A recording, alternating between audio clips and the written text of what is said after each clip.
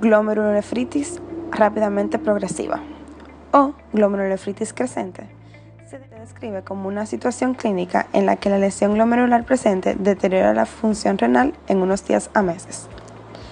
Por su grave agudeza, el paciente usualmente se presenta como una emergencia urémica, con un síndrome nefrítico que no es autolimitado, pero evoluciona rápidamente a la insuficiencia renal, o con un rápido deterioro de la función renal cuando se investiga para la enfermedad extrarrenal.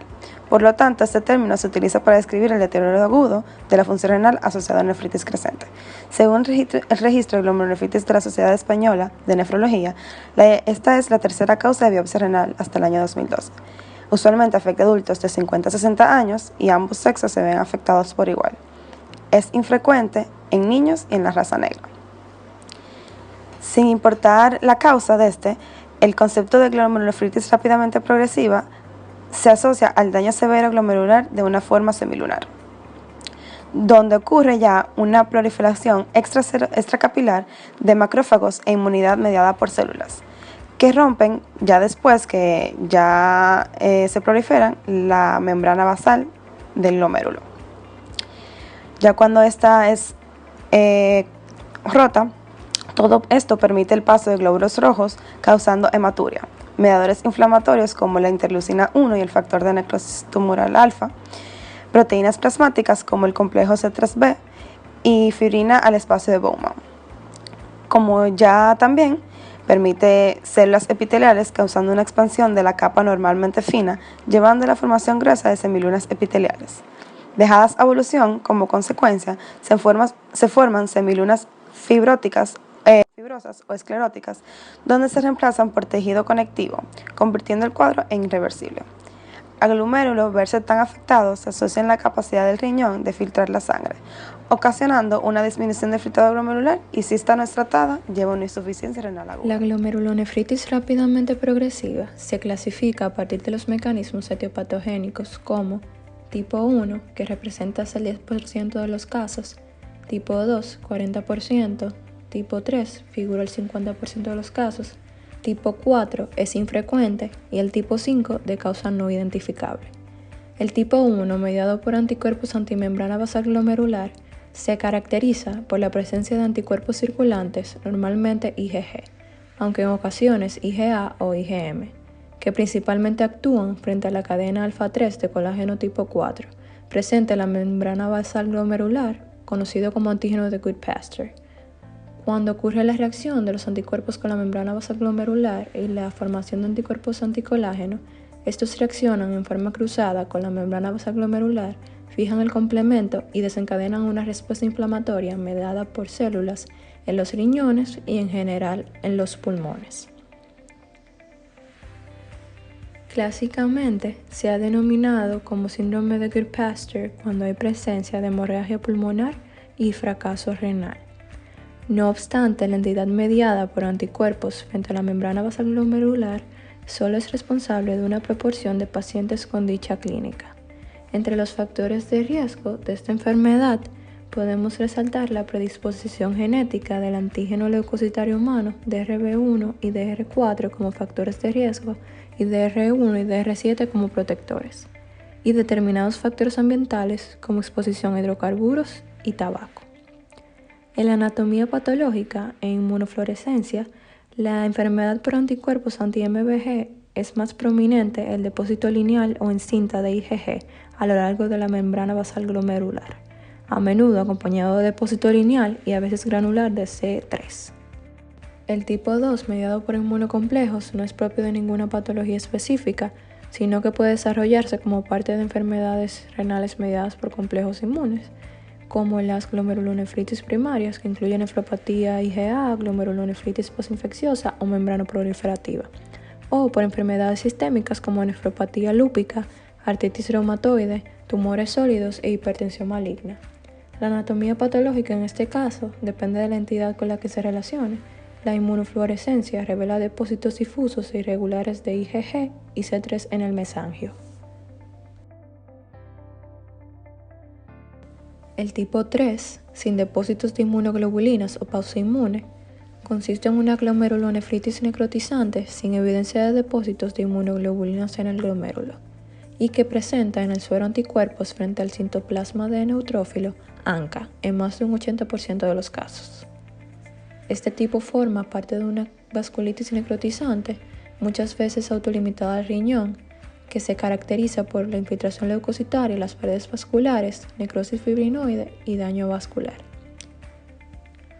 La vía patogénica más aceptada hasta la actualidad consiste en la estimulación de los neutrófilos por unión de ANCA a la superficie celular. Posteriormente, ocurre un daño lítico y citotóxico sobre el vaso sanguíneo, terminando en apoptosis y necrosis de los neutrófilos de las células endoteliales. Esta falta de regulación inmunológica se ha puesto en relación con cierta susceptibilidad genética y con factores medioambientales, como la falta de exposición a la radiación ultravioleta y el déficit de vitamina D.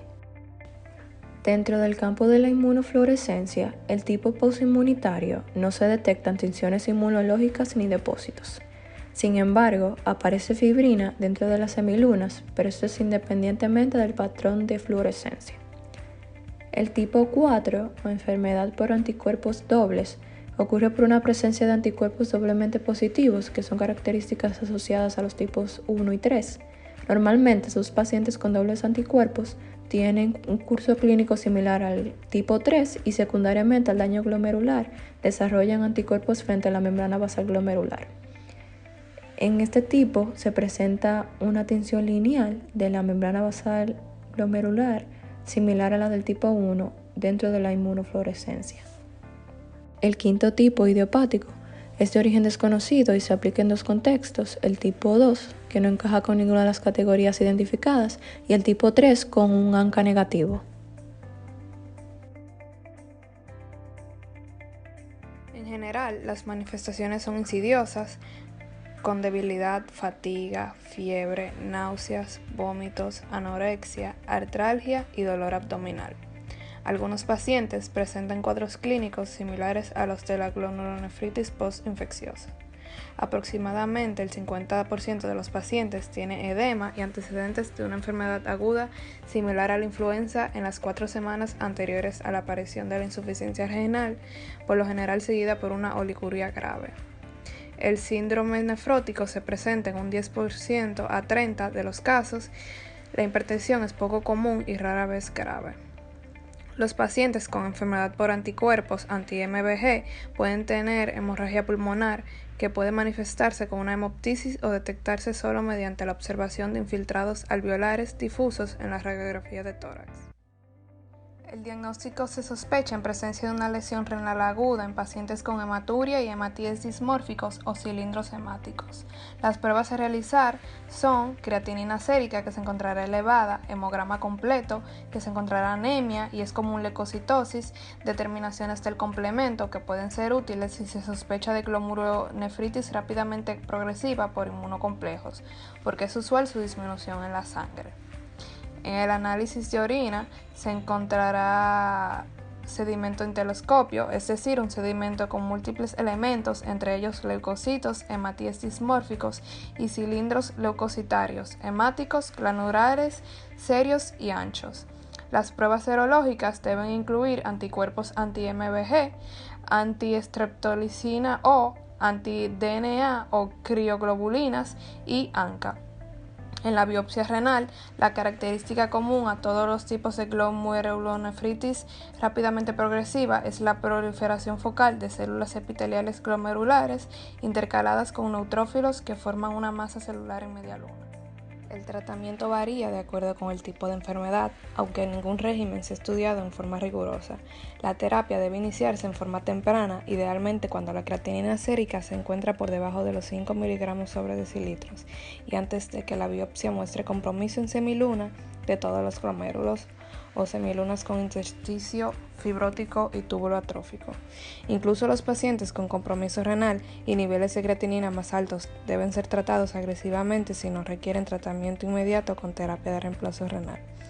El tratamiento se hace menos eficaz a medida que estas características se tornan más prominentes y puede causar daño a algunos pacientes, como por ejemplo los ancianos o aquellos con infecciones. En general se administran corticoides y ciclofosfamida para la glomerulonefritis rápidamente progresiva por inmunocomplejos y la pausa inmunitaria. Los corticoides pueden reducir la concentración sérica de creatinina o retrasar la diálisis durante más de 3 años en el 50% de los pacientes. La ciclofosfamida puede beneficiar especialmente a los pacientes ANCA positivos. Típicamente se administra en forma continua prednisona y ciclofosfamida junto con plasmaferesis para la enfermedad por anticuerpos anti-MBG para reducir al mínimo la formación de nuevos anticuerpos. La plasmaferesis es un procedimiento terapéutico de depuración sanguínea extracorpórea, la cual consiste en la extracción de un volumen determinado de plasma de 2 a 5 litros para eliminar o remover partículas de gran peso molecular, patógenos o disminuir la tasa de inmunocomplejos circulantes u otros componentes en el plasma que intervienen en la respuesta inmune patológica. Se recomienda para la enfermedad por anticuerpos anti-MBG. También debe considerarse la glomerulonefritis rápidamente progresiva, compleja inmune y pausinmune, asociada con ANCA, con hemorragia pulmonar o disfunción renal grave.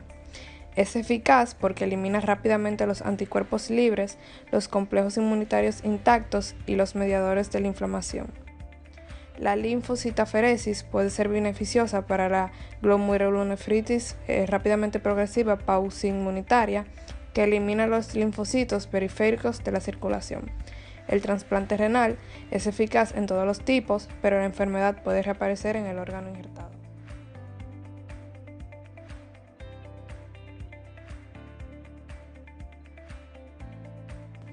Ahora veremos un caso clínico.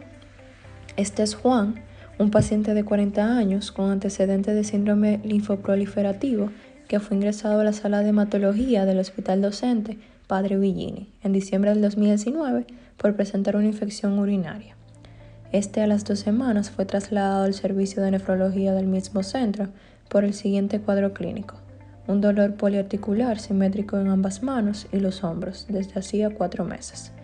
Una fiebre intermitente de 38 a 38.5 grados Celsius con duración aproximada de 3 semanas antes del ingreso, edemas, leucocituria, hematuria, cilindruria, disminución del volumen urinario y ascenso mantenido y progresivo de las cifras de creatinina plasmática. En el examen físico, Juan mostró palidez cutáneo-mucosa, piel de ambos miembros inferiores y superiores con hematomas de 3 a 6 centímetros de diámetro, un tejido celular subcutáneo infiltrado por edema en miembros inferiores. En los exámenes complementarios, el hemograma completo mostró una hemoglobina baja y una velocidad de sedimentación global elevada. En la prueba de hemoquímica, la creatinina se encontraba elevada, al igual que el urato. El complemento sérico se encontraba disminuido, ambos, tanto C3 como C4, que se relacionan con el lupus. Los estudios serológicos, la prueba de anticuerpos antinucleares salió positiva. En el examen de orina, no contenía proteínas y se encontraron hematíes dismórficos al 81% y presencia de cilindros granulosos hemáticos e hialinos. En los estudios de imágenes se encontró un aumento de la ecogenicidad y la presencia de litiasis puntiforme sin dilatación. En la biopsia renal percutánea se observó una proliferación y hipercelularidad mesangial con semilunas epiteliales e infiltrado inflamatorio intersticial. A partir de los resultados, los médicos asociaron el cuadro clínico con una glomerulonefritis rápidamente progresiva tipo 2 asociada a una nefritis lúpica de clase 4. Se inició el tratamiento de inducción con metilprednisolona en dosis de 1 gramo diariamente por 3 días, para luego cambiarlo por prednisona en dosis de 60 miligramos por día, además de ciclofosfamida en bolos mensuales de 150 miligramos. 4 semanas después, las cifras de creatinina volvieron a la normalidad y 3 meses después de iniciado el tratamiento mostró una clara mejoría clínica. Esto ha sido todo, esperemos que les haya gustado. Muchas gracias.